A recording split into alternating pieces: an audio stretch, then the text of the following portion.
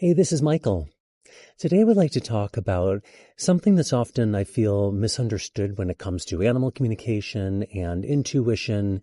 It's this expectation that when we are tuning into our animals intuitively, we're going to get some major loud form of communication, some sort of, it'll almost like hit us over the head with a message of some kind, or the clouds will part and we'll just feel this overwhelming, goosebumpy kind of message that comes through. And, certainly that's possible. But in my experience as an animal communicator and my intuitive work, it can be very subtle, like a subtleness that comes through where it might be a fleeting thought, a feeling, an emotion, almost like a subtle breeze coming through that if you weren't paying attention with your senses, you might miss it. And so I always encourage people to practice deep listening with their animals, as well as deep listening of their environment, tuning into your environment and the subtleties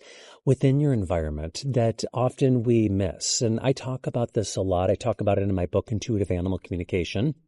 And a lot of my posts and videos practicing tuning in to your environment, deep listening. And this can be with your animals, or this could be without your animals, just within your environment, just in your own space, tuning into your environment and sensing what's around you. And so the practice here with this is, let's say with your animal, you could be with your animal and closing your eyes with the intention of deep listening. And as you're focusing on your breath, you're going to imagine what you are feeling around you, in front of you, with your animal, sensing with all of your senses what they feel like, maybe how they smell, what you are picking up, the subtleties of their presence, more their inner body, their being, their aura, the energetic frequencies that make up their being. And so you're just tuning in and feeling and allowing your imagination to share with you whatever comes through.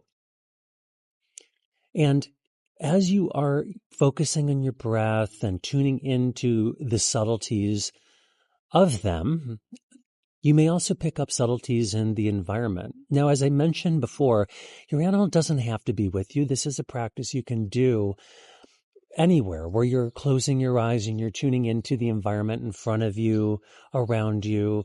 It could be the blades of grass and sensing what the blades of grass are sharing. Maybe it's their color, their frequency, their vibration, their energy. It could be a tree. It could be any objects around you. But the goal here is to tune into the subtleties and to deeply listen. And so, back to tuning into an animal, it can be just feeling into their presence, feeling into what they are radiating. And as I mentioned in the beginning, it doesn't have to be some big, profound message. Maybe like Buddy here is just chilling out. Like he's not complex. Well, he's actually watching the cats over there. The cats are chasing birds and stuff on the other in the catio. We've got a catio over here. So he's kind of keeping an eye on them, but he's just simply enjoying. I mean, I'm petting him right here. He's simply enjoying. It doesn't have to necessarily be a deep, profound message that's coming through, and that's fine. But getting into the practice of being present and tuning in and deeply listening. I mean, I can feel in Buddy right now that he's also picking up the sense and the smells of what's passing in the air. He's hearing some birds. He's feeling me petting him and he's enjoying that. I'm feeling this from him because I'm listening at a deeper level. But it's also a process of letting go of your expectations. And if you start to overthink it, and feel like, oh, maybe I'm making this up, or maybe this is what I hope that they're thinking, just let that go. You may even imagine that you're taking that second guessing and you're putting it in a bubble and seeing the bubble float away. But this is a powerful practice of deep listening. Thank you. Thank you. Oh, thank you.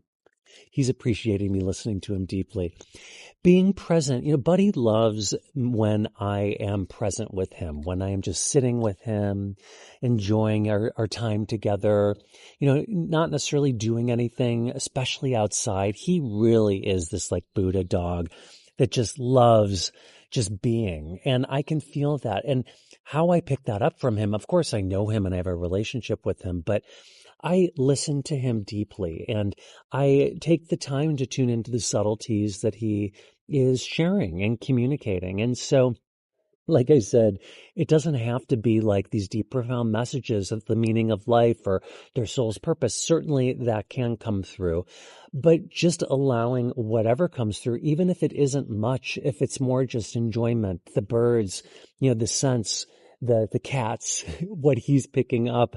And then kind of flipping it around, there can be a level, once you're deeply listening here, you can start to energetically communicate to them through intention. You can send pictures in your mind's eye to them with a feeling infused into that picture. It could just simply be in the radiance of your presence in the moment.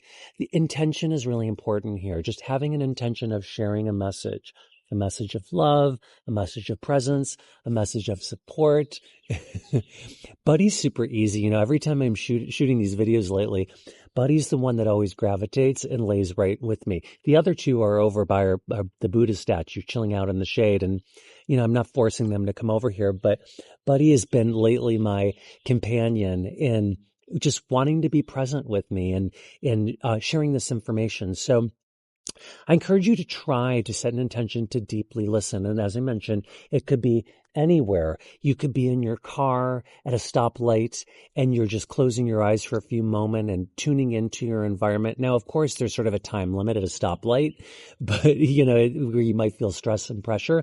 Anywhere you can shut your eyes and use all of your senses to tune in and deeply listen to your environment, the result of this, it's going to strengthen your intuitive abilities and your sensitivity.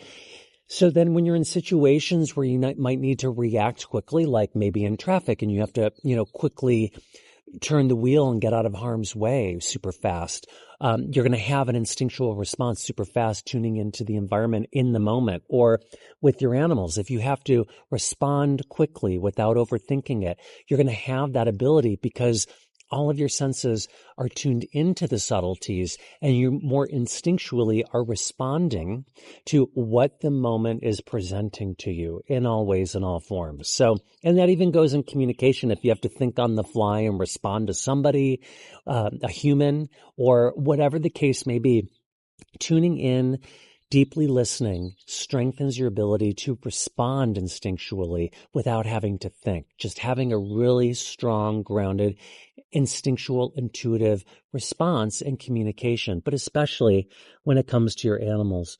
What do you think, Bud? Do you like when I deeply listen to you? So have you ever tried something like this? Like, do you ever try just or practice just sitting in the silence with your animal? It's really an amazing and powerful experience and really fulfilling, if anything, just for relaxation and, meditation purposes.